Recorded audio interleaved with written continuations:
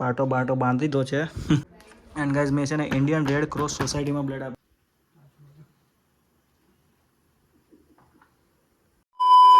તો હેલો મિત્રો, કેમ છો બધા? મજામાં જ. તો સ્વાગત છે ફરીથી એક મારા યુટ્યુબ વ્લોગમાં ગાઈઝ. તો ગાઈઝ આજે વ્લોગ થોડોક મોડો ચાલુ કર્યો છે કે હા ગાઈઝ આજે હતું અમારા ઓફિસમાં બ્લડ કેમ્પ. તો યસ, મેં આજે ફર્સ્ટ વાર બ્લડ ડોનેટ કર્યું છે ગાઈઝ.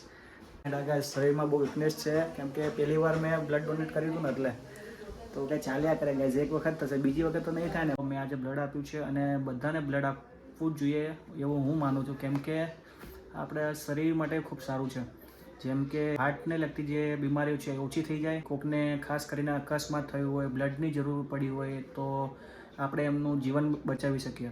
આપણે કોઈ આપણી મેન કેલેરી 600 થી 650 કેલેરી આપણી બંધ થઈ જાય એક વખત લોહી આપવાથી ગાઈસ. બ્લડ તો જરૂર આપવું જોઈએ ગાઈસ. તમે બી એકવાર આપજો, તમને બી બહુ મજા આવશે. એન્ડ ગાઈઝ મેં છે ને ઇન્ડિયન રેડ ક્રોસ સોસાયટીમાં બ્લડ આપ્યું છે. મને બ્લડ કેમ્પ આવ્યો હતો ઓફિસમાં એટલે. તો ચલો ગાઈઝ શું શું મળે છે તમને બતાવો. પાટો બાટો બાંધી દીધો છે મજા કરો છો ગાઈઝ. તો જો ગાઈઝ આ બધી વસ્તુ મને મળી છે અંદરથી. ઓહો હોય, ફર્સ્ટ ઓફ ઓલ આ કંઈક નમકીન વગેરે જે ખાવાની વસ્તુ છે. પછી આ કંઈક જે છે શું લખ્યું છે, Lyons club of Ahmedabad main host સેવા કુંભ. પછી બીજું એક પાણી અને અમૂલ કુલ મળી ગયું છે ગાઈઝ રોઝ.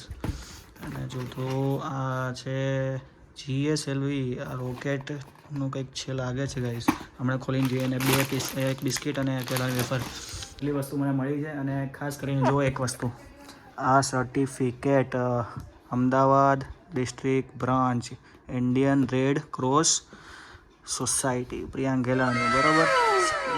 બ્લડ ડોનેટ કરવામાં કરવું જ જોઈએ એવું માનું છું હું. આ લિયોન્સ વાળો ખોલું છું, કંઈક શું છે આની અંદર યાર. બીજા ખુલી ગયો. ઓહો અચ્છા ગાઈઝ, આમાં તો મગ આપ્યો છે ભાઈ, કપ. અને પિંક કલર છે એટલે છે ને ખાલી દિવ્યાને કામમાં આવશે આ કપ. દિવ્યાનું કામની વસ્તુ એક કામ કરશું આપણે, છે ને દિવ્યાને ગિફ્ટ આપશું આપણે રાતે. મસ્ત ગિફ્ટ આપી દઈશું એટલે એને બી મજા આવી જાય બરાબર. અને ચલો હવે આ ખોલીએ શું છે.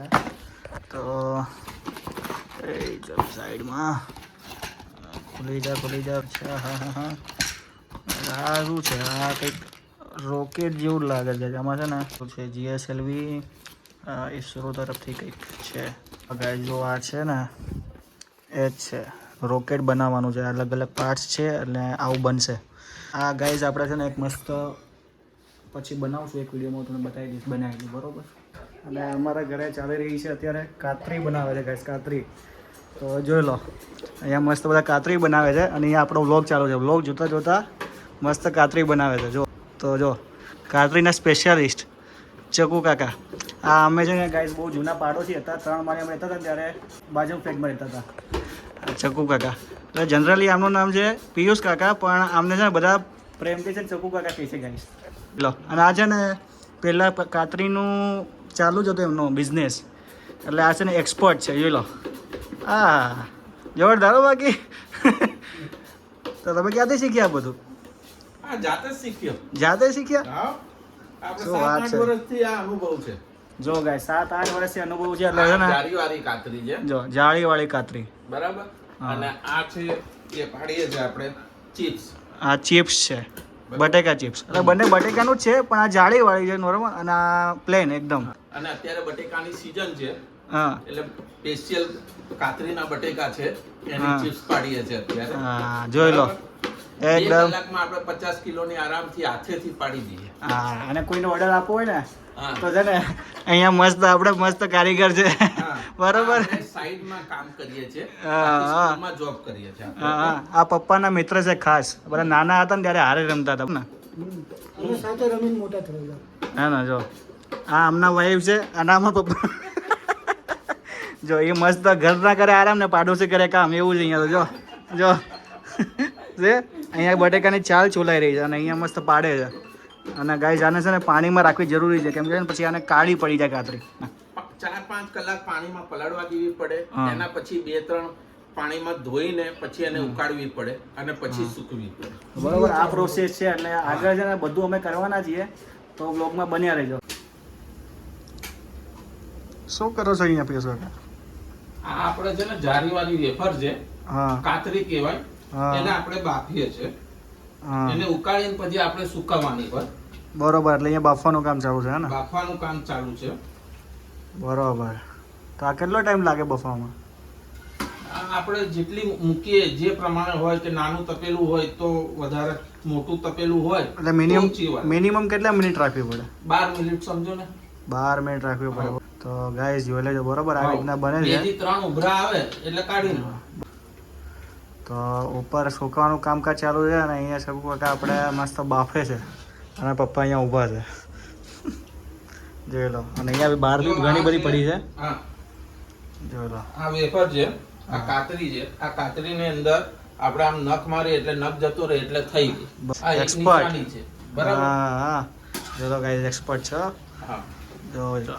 છે ને 2 ચમચી મીઠું નાખવાનું, સિંધવ મીઠું. બરોબર. તો આ મીઠું નાખવાનું એટલે એનો ટેસ્ટ વધારે આવે એવું. હા, ઉપવાસમાં આપણે આ ચાલે. અને અમારા પિયુષ કાકા છે ને બહુ એક્સપર્ટ છે, ગમે તે બિઝનેસ હોય એમનું માઇન્ડ બહુ ખતરનાક છે. શું કેવું?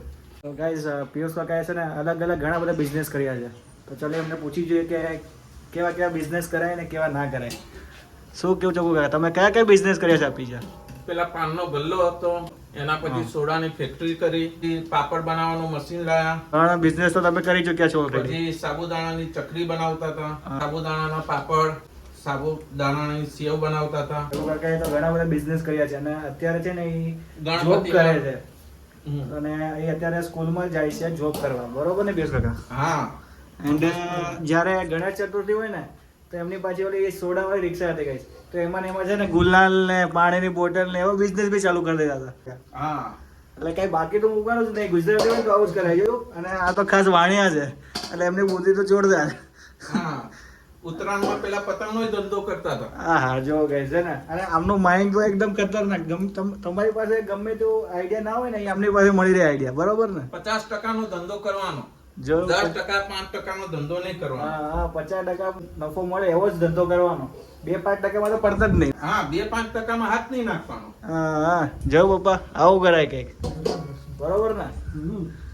તો ચલો ગાઈસ, હવે ને આપણે ઉપર જોઈ આવીએ કે ઉપર શું ચાલે ને શું નહીં. ઉપર હવે અત્યારે સુકાવાનું કામ ચાલુ છે એટલે હું મસ્ત છે ને થોડીક હેલ્પ કરાવી દઉં છું. આ જો લો, આ છે ને હું લઈને જાઉં છું અત્યારે ધાબે સુકવવા માટે. અહીંયા મસ્ત કાતરી સુકવાઈ રહી છે મસ્ત. અને આ જો નાની છોકરી છે, શું નામ? પલ્લુ. હા આમાં બાજુમાં રહીશું પર બહુ ડાઈ છોકરી છે. આ તો 11 વાગે તો જો કેવું કામ કરે છે. જો છે બરોબર ને પેલું? બહુ દોડાઈ છે બહુ દોડાઈ નહીં ભાઈ, ડાયમ ડાઈ છોકરી છે. હું ખબર તને? એ હળંગડાઈ છે તને ખબર કેટલી નજીક નજીક કાતરી કેટલી ઉકવે છે. જો તાર કરતા થારે ઉકવી છે. હા બે હા એ જો. તો છે બહુ હું કેવું જો તને સારું આવડે છે? લે તો પલ્લુ ભણે. કેટલામાં ભણે છે પલ્લુ? જો બીજામાં ભણે છે તો કેટલી મસ્ત કાતરી ઉકવતા આવડે છે. જો કઈ સ્કૂલમાં જાશો? વિકાસ વિકાસ. હમ. પરીક્ષા ક્યારે ચાલુ થવાની? સોમ મંગળવારે. એ તો વાંચવા જાજો, કામ ના કર તું, વાંચ જા. રાત્રિ નથી પાડવી આપણે, વાંચો. પેલા વાંચવાનું, પછી મોટા થઈને આવું જ કરવાનું છે.